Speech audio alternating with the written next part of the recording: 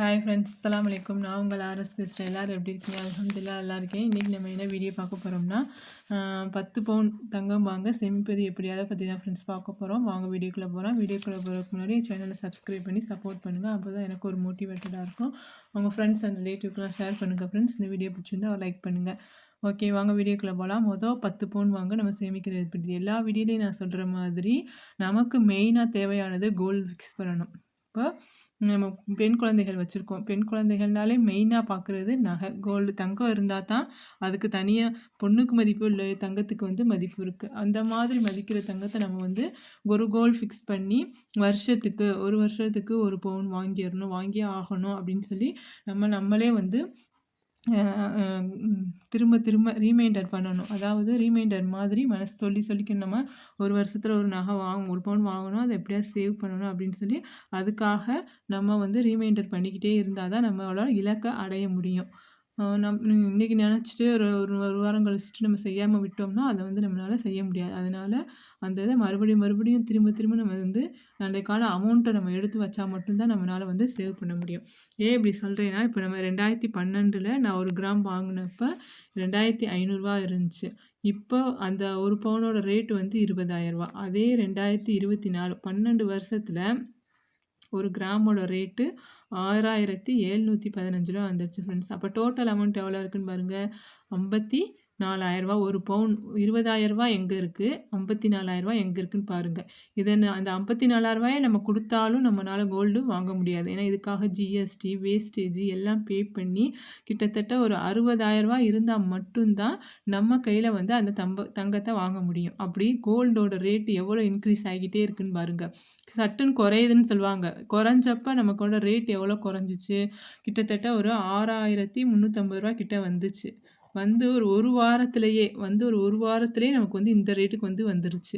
அப்போ நம்ம கோல்டில் எப்போ இன்வெஸ்ட்மெண்ட் பண்ணாலும் இப்போ நமக்கு எப்படி கிடைக்கும், டபுளாக தான் வந்து நமக்கு கிடைக்கும். இப்போ நம்ம பொண்ணுங்க இருக்கவங்க தான் சேவ் பண்ணணுமா, ஏன் பசங்க வச்சுருக்கவங்க சேவ் பண்ணணும்னா நீங்களும் சேவ் பண்ணலாம். ஏன்னு கேட்டால் நம்ம பிள்ளைகளோட இப்போ படிப்புக்கு பின்னாடி கோல்டு காயினாக நம்ம வாங்கி வச்சுட்டு காலேஜ் படிக்கும்போதோ அதுக்கு ஆசைப்படுற படிப்பு படிக்கும்போது நம்ம அதை செல் பண்ணோம்னா அதுக்கான அமௌண்ட்டு நமக்கு வந்து டபுளாக தான் கிடைக்கும். இப்போ பாருங்கள், 2012 20,000 54,000 கிட்டத்தட்ட எவ்வளோ கூடி இருக்குன்னு பாருங்கள். 20 40 34,000 கூடியிருக்கு, டபுளாக கூடியிருக்கு. அப்போ நம்ம கோல்டில் இன்வெஸ்ட் பண்ணுறது நமக்கு எவ்வளோ நல்லதுன்னு உங்களுக்கே புரியும். அதனால் 10 பவுன் வாங்கணுங்கிறது வந்து நமக்குள்ளே ஒரு டார்கெட். இந்த வருஷத்தில் 5 வருஷத்தில் நம்ம வாங்கிடணும், இல்லை 3 வருஷத்தில் நம்ம வாங்கிடணும். நம்ம கையில் எவ்வளோ அமௌண்ட்டு கிடைக்குதோ அதை பொறுத்து நம்ம வந்து சேவ் பண்ணணும் ஃப்ரெண்ட்ஸ். அடுத்து வந்து கோல்டு சிட்டு போடுறது வந்து ரொம்ப ரொம்ப நல்லது. ஏன்னா இப்போ ஒருத்தவங்களுக்கு வந்து ரூ. 5,000 கையில் கிடைக்கலாம், மந்த்லி சேவ் பண்ணலாம். இல்லை ஒருத்தவங்க ரூ. 1,000 2,000 அப்படி சேவ் பண்ணலாம். இப்போ நம்ம கையில் ரூ. 5,000 கிட்டத்தட்ட கிடைக்குதுன்னா ரூ. 5,000 வந்து 11 மாதம் போட்டோம்னா 1 பவுன் வாங்குகிற அளவுக்கு வந்து நம்ம கையில் வந்து அமௌண்ட் கிடச்சிரும். அப்படி கிடைக்கும்போது அதை வந்து நம்ம வேஸ்டேஜ் இல்லாமல் நம்ம வந்து கோல்டு பொருளாவோ தோடாக வாங்கிக்கலாம். அப்படி இல்லைன்னா கோல்டு காயினாக வாங்கிக்கலாம். நம்ம பெரிய ஹாரம் பெரிய நகையாக வாங்கணும்னா நமக்கு பெஸ்ட்டு வந்து காயின் தான் பெஸ்ட்டு. இதே வந்து சின்ன சின்ன திங்ஸ் நம்மள்ட்ட இல்லை, ஒரு 2 பவுனில் இல்லை, 1 பவுனில் இல்லை, மோதிரம் இல்லை அப்படிங்கும்போது நீங்கள் கோல்டு சீட்டாக கன்வெர்ட் பண்ணி போட்டோம்னா நமக்கு வந்து யூஸ்ஃபுல்லாக இருக்கும். அதோட உண்டியல் சேவிங்ஸ் பண்ணுறது ரொம்ப ரொம்ப வந்து பெஸ்ட்டு ஃப்ரெண்ட்ஸுக்கு. கையில் கிடைக்கிற காசு அங்கிட்டு இங்கிட்டு இருக்க சில்லற காசை சேவ் பண்ணியே நிறைய பேர் வந்து நகை வாங்குறாங்க. அடுத்து வந்து ரூ. 700 800 இருந்தால் தான் இப்போ நம்மளால் ஒரு 100 மில்லிகிராம் காயினே நம்ம வந்து வாங்க முடியும். டெய்லி எனக்கு வந்து ரூ. 100 கிடைக்கும். ரூ. 100 எப்படி சேவ் பண்ணுறது, கையில் இருந்தால் வந்து நான் செலவழிச்சிருவேனே, என்ன செய்கிறது அப்படிங்கிறவங்க வந்து இப்போ எல்லாத்துலேயுமே ஆப் வந்துருச்சு. எந்த இதை பார்த்தாலும் ஆப்பில் சேவ் பண்ணலாம், அதை வந்து நம்ம வேணுங்கிறப்ப வாங்கிக்கலான்னு வந்துருச்சு. எல்லாத்துக்கும் தெரிஞ்ச ஒன்று டிஜிகோல்டு தங்கமயிலில் இருக்கிறது தான். ரூ. 100 நம்ம வந்து நகை வாங்கினா டெய்லி டெய்லி உங்களுக்கு ரூ. 100 கிடைச்சாலும் சரி, ரூ. 500 கிடைச்சாலும் சரி, இல்லை மார்னிங் ரூ. 100 ஈவினிங் ரூ. 100 அப்படி கிடைச்சாலும் நம்ம வந்து கையில் இருந்தால் செலவாயிருங்கிறவங்க இந்த ஆப்பில் வந்து நம்ம சேவ் பண்ணிக்கலாம். ஆனால் ஒன்று நம்ம வேஸ்டேஜ் கொடுத்து வாங்குற மாதிரி தான் இருக்கும். இதில் வந்து ஆனால் 100க்கு 5% பெனிஃபிட் இருக்குது. இந்த இத கூட நம்ம ட்ரை பண்ணலாம். அடுத்து மணி சேவிங் சேலஞ்ச், அப்புறம் சீட்டு போடுறது, இந்த மாதிரி இத கூட நம்ம வந்து சேவ் பண்ணி வைக்கலாம். மணி சேவிங் சேலஞ்ச்னா நம்ம கையில கிடைக்கிற காச சேவ் பண்ணி ஒரு ஆர்டியாவோ, ஆர்டில கூட நம்ம போட்டு வச்சுட்டு மொத்தமா கூட நம்ம நகை வாங்குறதா இருந்தா கூட நம்ம வாங்கிக்கலாம். அப்படி இல்லன்னா பர்த்டே, வெட்டிங் டே அதில வந்து நம்ம ஒரு நகை வந்து நம்ம வாங்கியே வாங்கணும் அப்படின்னு சொல்லி நமக்குள்ளே நம்ம வந்து ஒரு கோல் ஃபிக்ஸ் பண்ணிக்கணும். இப்போ நம்ம பொண்ணுக்கு 5 வயசு இருக்குன்னா, 5 வயசு வரை நம்ம இதுவரை சேவ் பண்ணியிருக்கோமான்னு யோசிச்சு பாருங்க.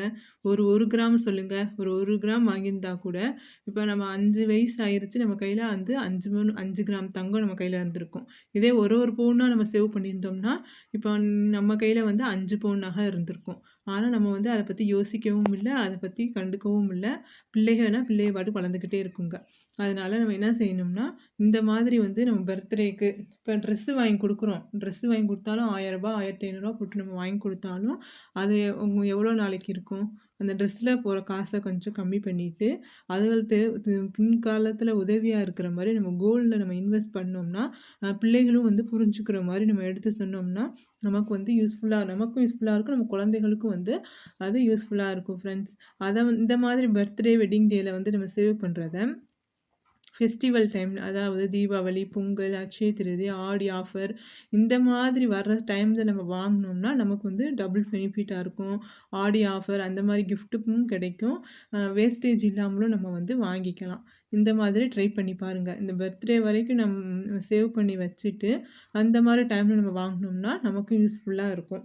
அடுத்து ஃபைனல் இதெல்லாம் என்னால எதுவுமே செய்ய முடியாது. எங்க கையில காசே கிடைக்காது அப்படின்னு சொன்னீங்கன்னா, வர்ற செலவெல்லாம் என் குடும்பத்துக்கே சரியா போயிருதுன்னா, நம்ம வந்து வீட்ல இருக்க லேடீஸ் வந்து செகண்ட் ஜாப் இன்னொன்னு வீட்ல ஏதாவது பார்ட் டைம் ஜாப் பண்றது தான் வந்து பெனிஃபிட்டா இருக்கும் ஃப்ரெண்ட்ஸ். நம்மளால முடியாதது எதுவுமே இல்ல. நம்ம வந்து சேவ் பண்ணணும்னு நெனச்சா பண்ண முடியும். வாங்கணும்னு நெனச்சா வாங்கலாம். 10 பவுன் என்ன 100 பவுன் கூட வாங்கலாம்.